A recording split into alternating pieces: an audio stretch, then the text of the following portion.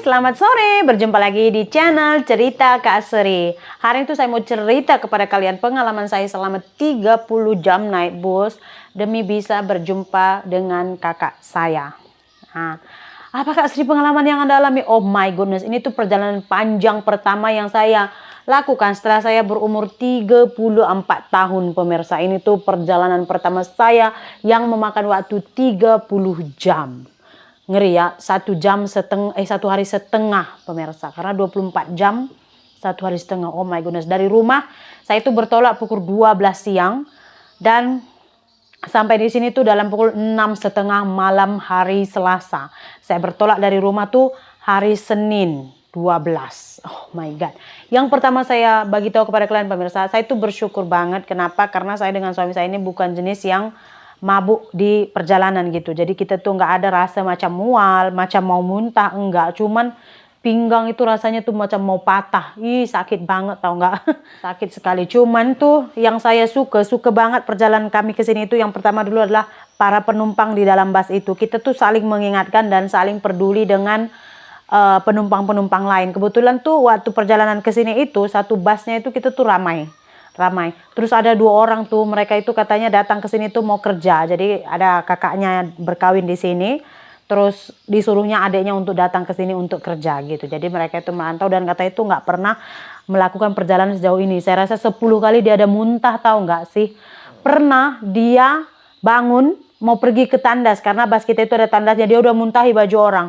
Dan saya salut sekali dengan orang yang dimuntahinya itu tuh nggak ada, dia teriak marah nggak ada.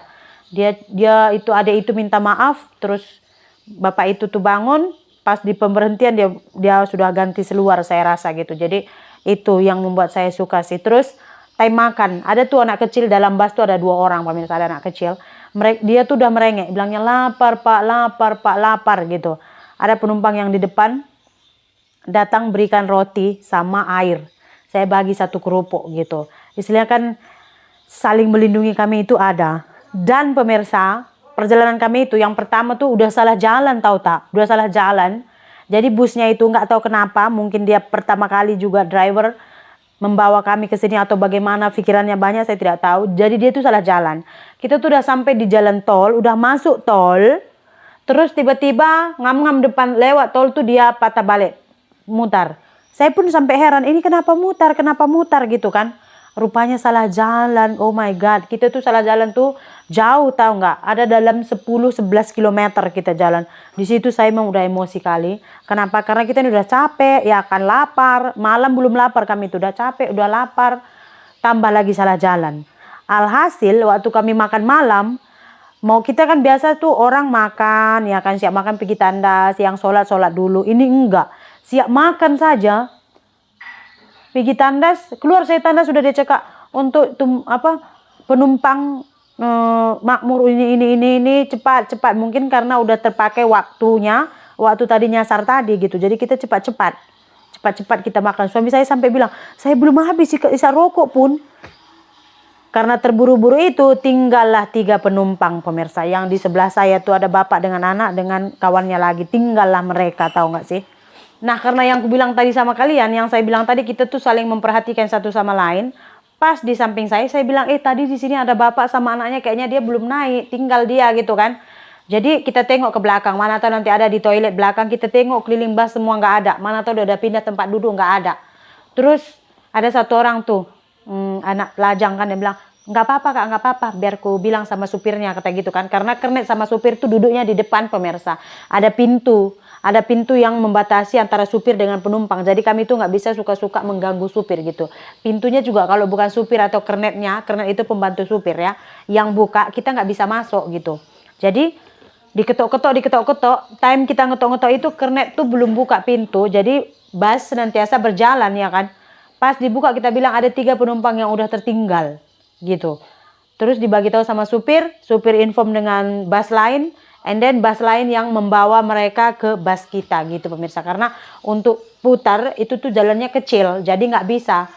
Kalau kita mau cari tempat untuk mutar itu jauh. Jadinya kita nunggu dalam 10 menit ada juga lah. Baru bus lain mengantarkan si penumpang yang tertinggal ini tadi pemirsa. Betul-betul sangat membahayakan memang perjalanan kami itu pemirsa. Cuman Lagi satu pemirsa, dalam bas tuh ada kambing, ada ayam, ada ikan. Jadi ada menguap baunya itu. Jadi kalau misalnya kita nunduk mau ambil botol di bawah kan, menguap bau kambing nandeko, pening kepala oh. Kambing hidup-hidup naik bas semua ya kan. Ikan pun dah bau amis, tambah pula kambing, tambah pula ayam hidup-hidup semua. Ya, wangi kali, tapi saya nasib baik saya tahan juga pemirsa. Walaupun begitu baunya suami saya kan sudah, ayo mau matilah, ayo mau matilah. Perjalanan 30 jam kan, cuman time makan tuh selalunya berhenti. Setelah yang kita nyasar itu, paginya tuh kita berhenti makan, itu tuh udah agak lama sih. Kita sempat lagi pergi tandas, saya sempat lagi basuh muka ya kan, tapi saya nggak berani mandi. Nanti time kita basah-basah, basah. Ayo penumpang naik, katanya macam mana ya kan. Berbogel pula kita nanti lari masuk bus, betul tak pemirsa? Jadi untuk kami naik bus dari Binjai ke sampai di Pematang Reba.